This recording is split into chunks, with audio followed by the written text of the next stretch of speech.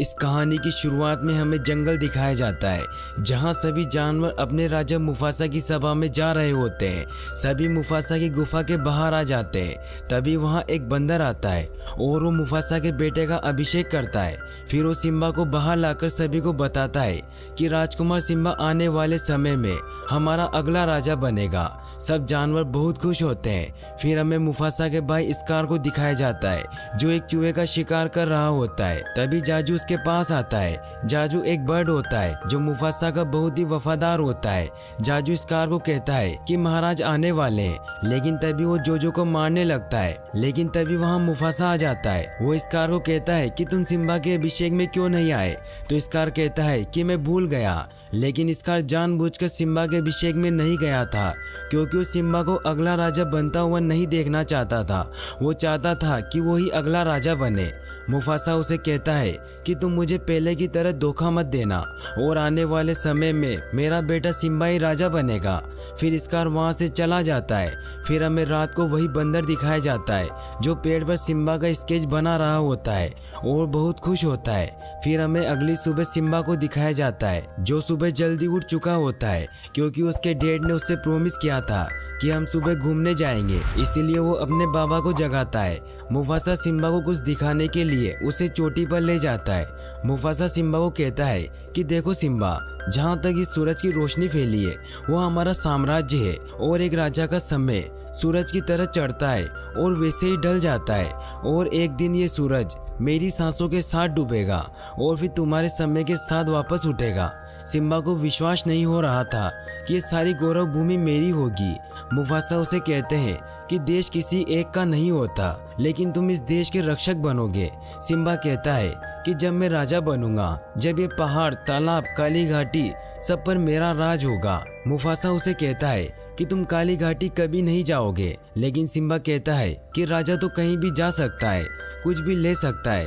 तो मुफासा उसे बताता है कि हम क्या ले सकते हैं ये आम लोगों की सोच है, लेकिन एक सच्चा राजा सोचता है कि वो क्या दे सकता है। और जब तुम राजा बनोगे तुम्हें हर चीज का आदर करना होगा, चाहे वो रेंगती हुई चींटी हो या छलांग मारता हुआ हिरण। लेकिन सिम्बा कहता है कि हम तो हिरण खा जाते हैं। तो मुफासा उसे समझाता है कि जब हम मर जाते हैं तो हमारा शरीर मिट्टी और घास बन जाता है और हिरण घास खाते हैं। इस तरह से हम सब आपस में जुड़े हैं, एक अंधे की डोर से। तभी जाजू वहां आता है और मुफासा को खबर देता है कि गौरव भूमि में लकड़बग्घे शिकार पर निकले हैं। ये सुनकर मुफासा उन्हें रोकने के लिए जाता है, लेकिन सिम्बा भी साथ चलने की जिद करता है। लेकिन मुफासा मना कर देता है और जाजू को सिम्बा को घर ले जाने को कहता है। जाजू सिम्बा को घर के पास छोड़कर चला जाता है। सिम्बा एक कीड़े के पास खेलता हुआ अपने चाचू स्कार के पास चला जाता है। सिम्बा अपने चाचू को कहता है कि जब मैं राजा बनूंगा, जब आप मेरा हुक्म मानोगे, और आज मेरे बाबा ने मुझे पूरी गौरव भूमि दिखाई है। तो स्कार कहता है कि तुम्हारे बाबा ने तुम्हें पूरी गौरव भूमि तो दिखा दी, लेकिन काली घाटी नहीं दिखाई होगी।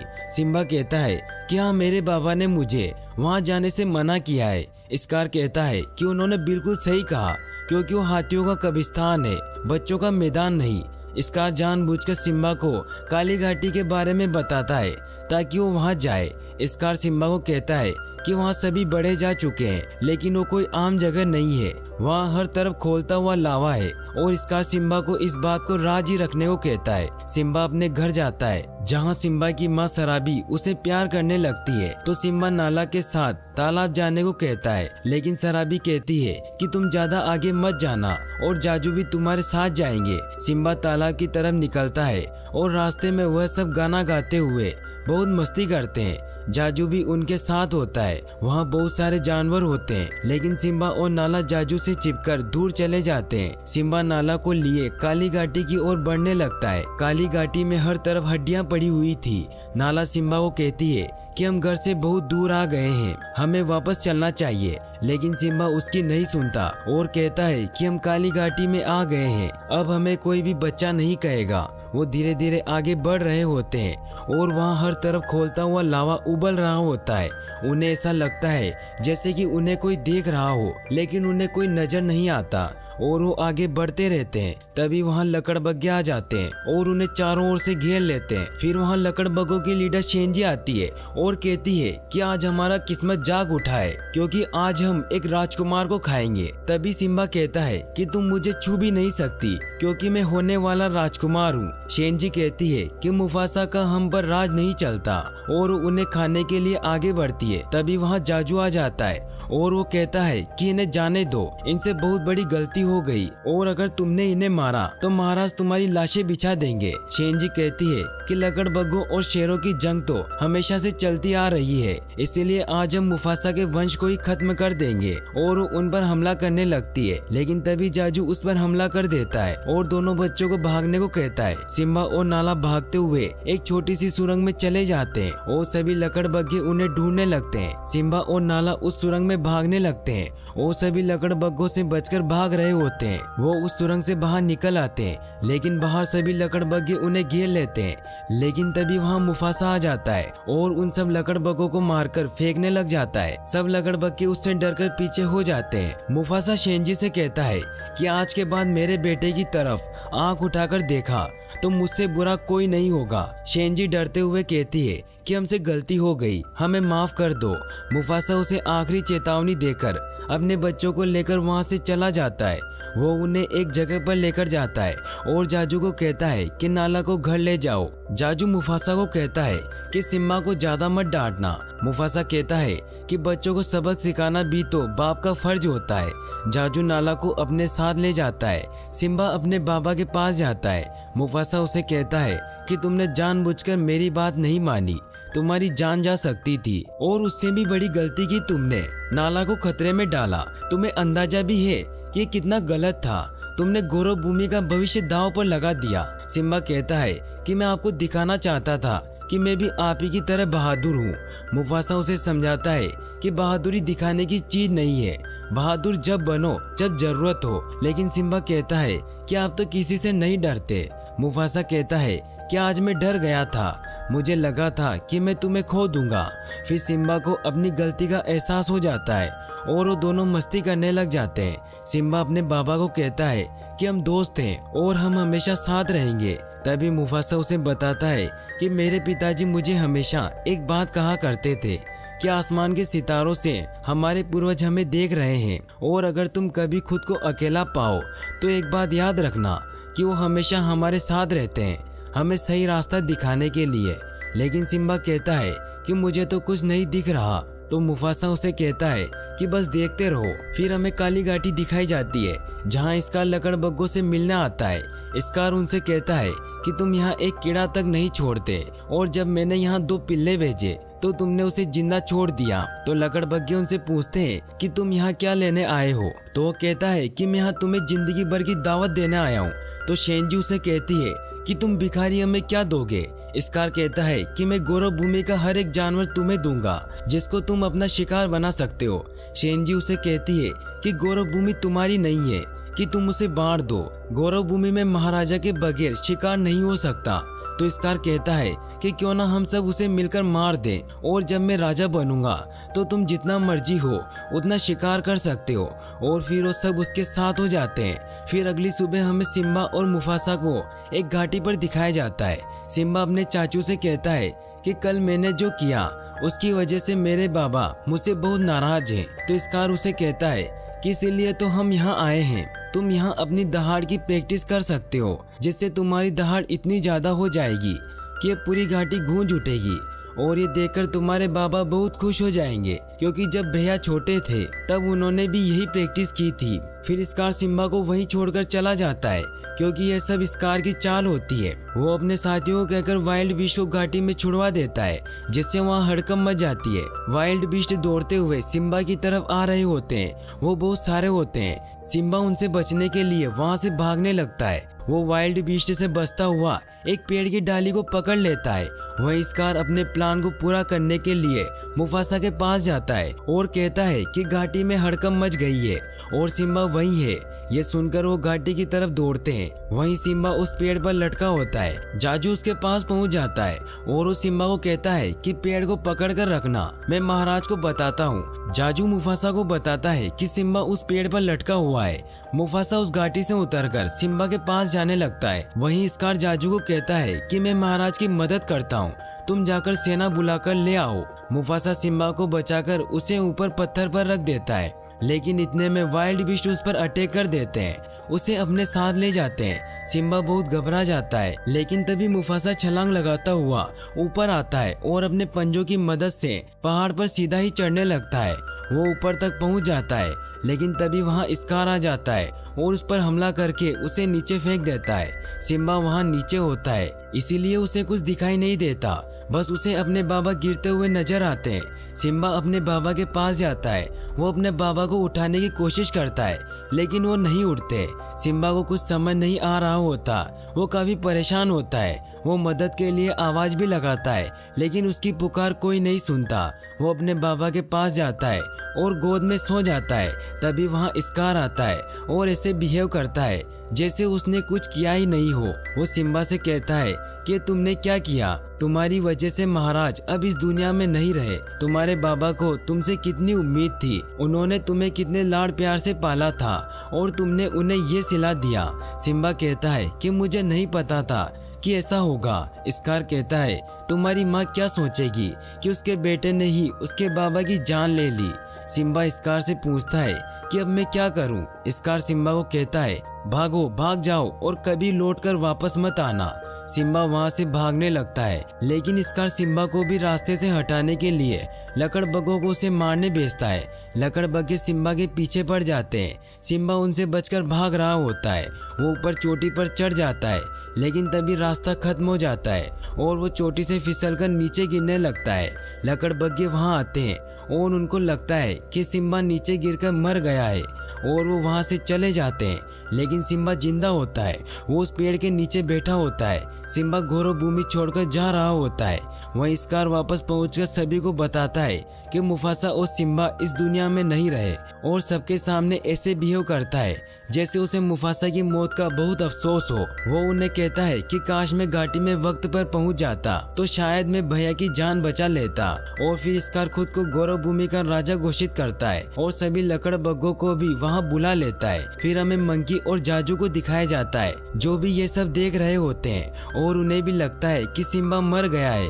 फिर हमें सिम्बा को दिखाया जाता है जो गौरव भूमि से बहुत दूर आ चुका होता है। वो धीरे धीरे आगे बढ़ रहा होता है और वो रेगिस्तान के बीच में जाकर सो जाता है। तभी वहाँ बहुत सारे गिद्ध सिम्बा को मारने के लिए आ जाते हैं। तभी एक जानवर भागता हुआ आता है और सिम्बा को बचा लेता है।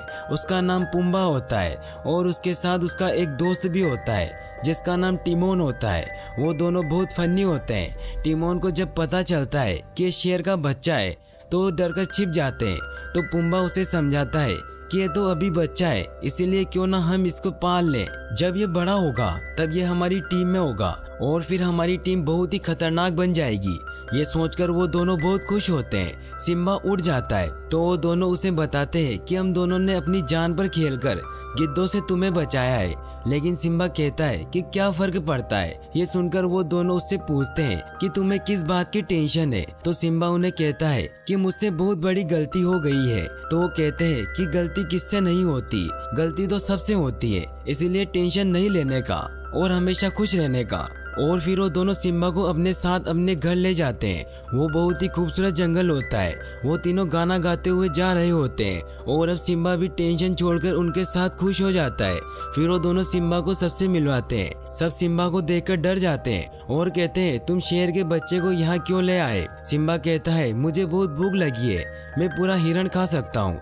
ये सुनकर सभी जानवर डर जाते हैं। तो पुम्बा और टिमोन उसे समझाते हैं कि अगर तुम्हें हमारे साथ रहना है तो हमारी तरह का खाना खाना होगा। फिर वो दोनों उसे एक पुरानी लकड़ी के पास ले जाते हैं और उसे तोड़ते हैं तो उसमें से बहुत सारे कीड़े निकलते हैं। सब उन कीड़ों को खाने लग जाते हैं। फिर टिमोन सिम्बा को भी कीड़े खिलाता है। अब धीरे धीरे वक्त गुजरता जाता है और सिम्बा बड़ा हो जाता है और अब भी वो तीनों बहुत अच्छे दोस्त होते हैं और साथ में बहुत खुश रहते हैं। फिर हमें गौरव भूमि दिखाई जाती है जो पूरी तरह से बदल चुकी है। अब लकड़बग्घे खुले आम दूसरे जानवरों का शिकार कर रहे हैं क्योंकि अब स्कार उनके साथ है। नाला ये सब देखकर बहुत परेशान हो चुकी होती है।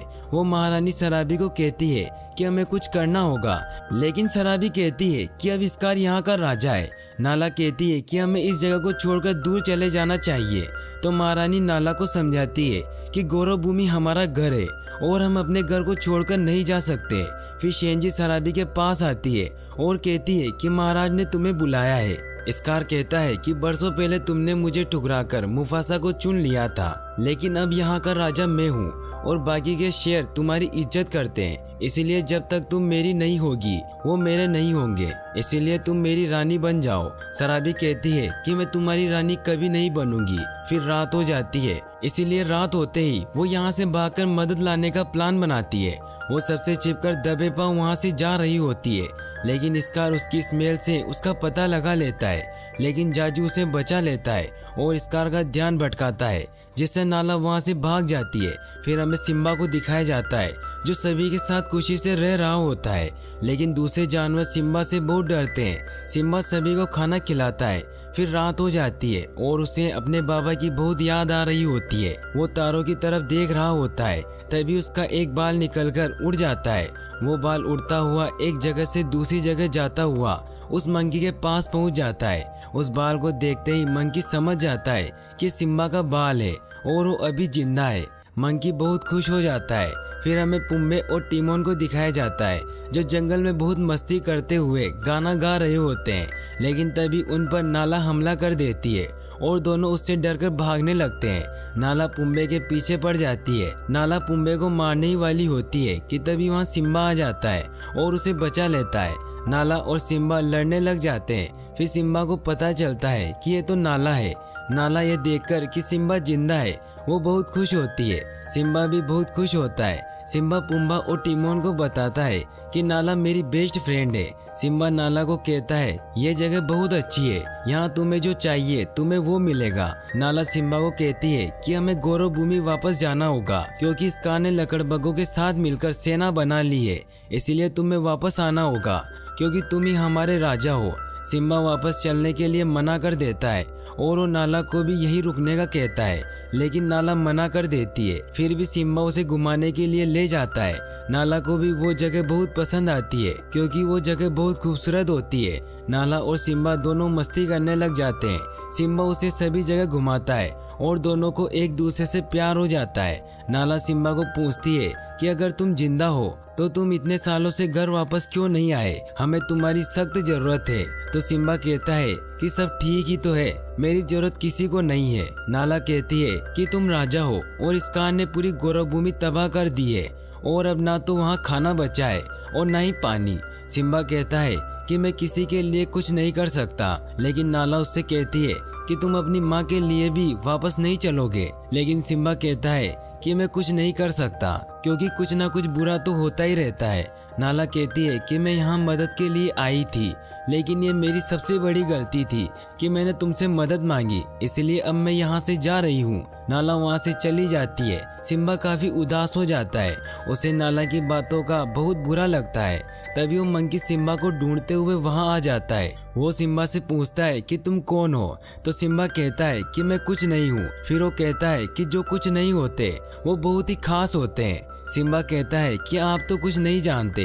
तो वो मंकी उसे कहता है कि तुम मेरी गोद में खेले थे और मुफासा अभी भी जिंदा है और मैं तुम्हें उनसे मिला सकता हूँ। फिर वो मंकी सिम्बा को लेकर एक तालाब के पास जाता है और वो सिम्बा को पानी में उसकी परछाई दिखाता है और कहता है कि ध्यान से देखो, तुम्हें तुम्हारे बाबा दिखाई देंगे। फिर उसे आसमान से उसके बाबा की आवाज आती है और वो सिम्बा से कहते हैं कि तुम्हें इस जीवन की डोर में अपना सिरा ढूंढना होगा। सिम्बा कहता है कि ये मुझसे नहीं होगा।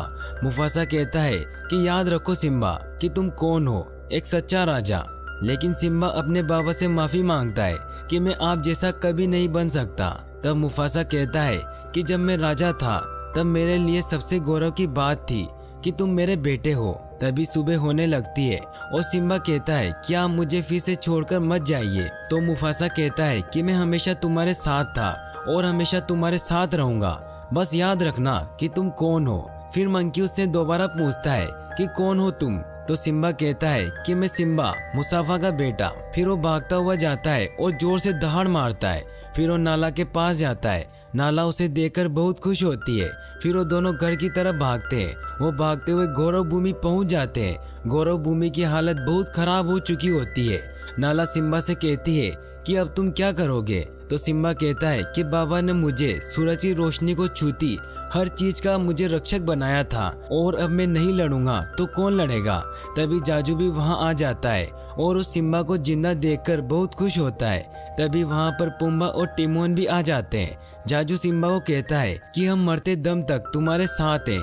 फिर हमें स्कार को दिखाया जाता है जो शराबी से लड़ रहा होता है। तभी वहाँ सिम्बा आ जाता है और स्कार को कहता है दूर रहो मेरी माँ से। स्कार सिम्बा को देखकर डर जाता है। शराबी सिम्बा को देखकर बहुत खुश हो जाती है और वो अपने बेटे को गले लगा लेती है। सिम्बा कहता है कि मैं आ गया माँ। फिर नाला भी वहाँ आ जाती है और सब मिलकर स्कार को ललकारते हैं। तभी स्कार सिम्बा को कहता है कि बताओ इन सबको कि मुफासा की मौत का कौन जिम्मेदार है। सिम्बा कहता है कि वो एक हादसा था। तो स्कार कहता है कि जो अपने बाप का ना हुआ वो हमारा क्या होगा। तभी स्कार उसे मारने के लिए उसे पहाड़ के किनारे पर ले जाता है। सिम्बा उस पहाड़ पर लटक जाता है। तभी वहाँ बिजली गिरती है और वहाँ आग लग जाती है। फिर स्कार सिम्बा को कहता है कि यह नजारा तो जाना पहचाना है। उस दिन मुफासा भी मेरे सामने ऐसे ही लटका था और उसने मरने से पहले मुझे ऐसे ही देखा था। फिर वो सिम्बा को बताता है कि मुफासा को मैंने ही मारा था। फिर सिम्बा स्कार की गर्दन पकड़ लेता है और ऊपर आ जाता है। अब सबको पता चल जाता है कि स्कार ने ही मुफासा को मारा है और स्कार लकड़बग्गों को सभी को मारने को कहता है।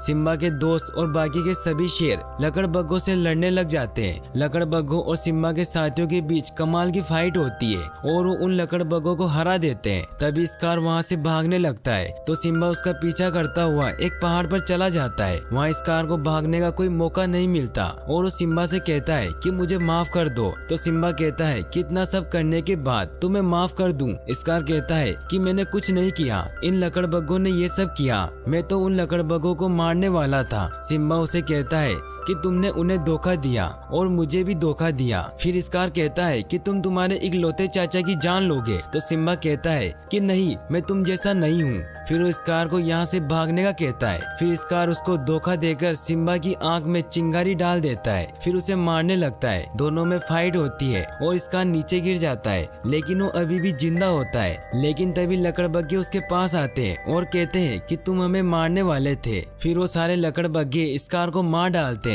फिर बारिश होने लगती है और धीरे धीरे जंगल वापस पहले जैसा होने लग जाता है और अब सिम्बा और नाला का एक बेबी हो जाता है जो आने वाले समय का राजा बनेगा। सब बहुत खुश होते हैं और यहीं पर मूवी एंड हो जाती है। और गाइस, अगर आप ऐसी और वीडियोस देखना चाहते हैं तो डिस्क्रिप्शन में दी गई लिंक्स पर क्लिक करके वॉच कर सकते हैं। और वीडियो को लाइक और चैनल को सब्सक्राइब करने के लिए आपका तहे दिल से शुक्रिया। Thanks for watching.